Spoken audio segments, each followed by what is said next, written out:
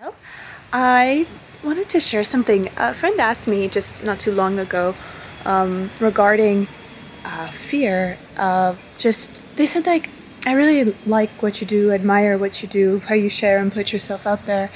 And I'd like to do the same, they said, but I'm afraid because I feel like I'm not too sure if I should be doing this. Well, what if I'm wrong?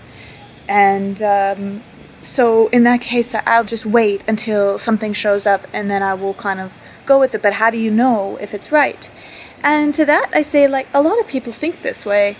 And if I thought that way, I don't think I'd get anything done. I think, like, so many of us just don't even begin because of this fear of if I'm right, if I'm wrong, putting ourselves out there. But I mean, the honest part about it is just, to admit if we're wrong.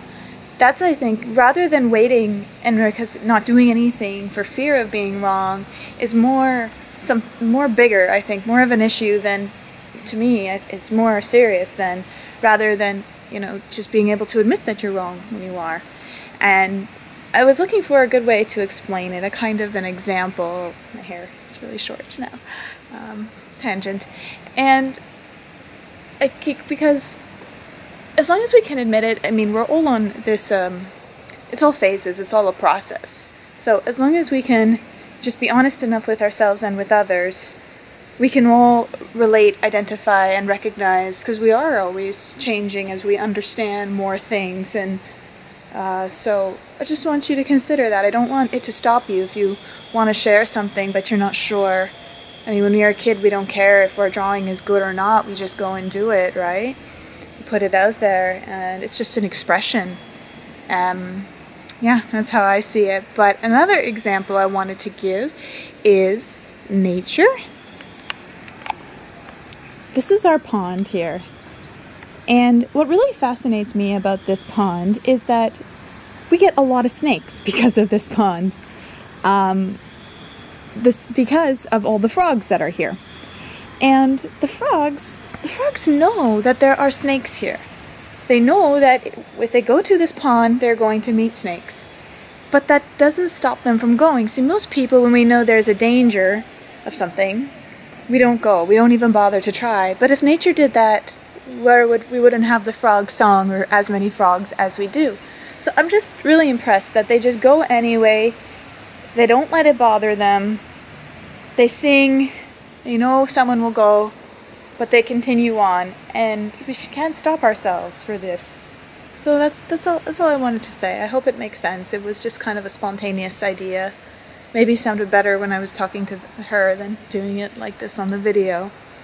But it's just really impressive to me how nature is and how it doesn't stop. A flower doesn't decide, I'm not going to bloom today because what if I'm not as pretty as all the other flowers, or the bees won't like me as much as they like other flowers. They just do. They just do their own thing.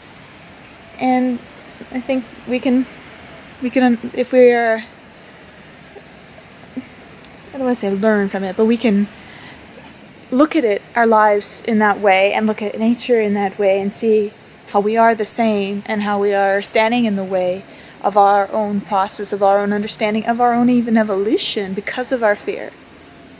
Then I think that we're honest enough to see these things, and then we can actually do something about it. We can face it together. We can understand it together. So yeah, that's what I wanted to say. This is the yard, anyway, all jungly and pretty in Bali. But definitely not perfect. There's a lot of stuff going on here. People here are very different. You'll never roll your eyes more in your entire life with the way they do things, very backwards. And yeah, that's it. And yeah, that's the thing about nature as well. I mean, if a bird misses its chance to catch the fish, it tries again, no problem. Failure is a natural thing. We can't be afraid to fail either. And failure is a part of evolution. Success stagnates us. I mean, and we take it as our identity and lord it over. If a bird catches a fish, and it's like, yes, I'm such a great fisher, and it gets carried away in this idea of being great, then eventually it goes away when we focus on that. But I think when the bird doesn't catch the fish, it doesn't like pout and say, oh, I can't do anything right, I'm a total failure, I'm gonna hide in my nest forever. And yeah, so that's the other thing to think about with nature. And this is Tiger Lily. This is our little orange kitty. We found her. She was stuck up in a tree crying for help. I had to climb up the tree and get her down, but she was too high up. I had to get a broom as well. And Diego cheered me on. Yay!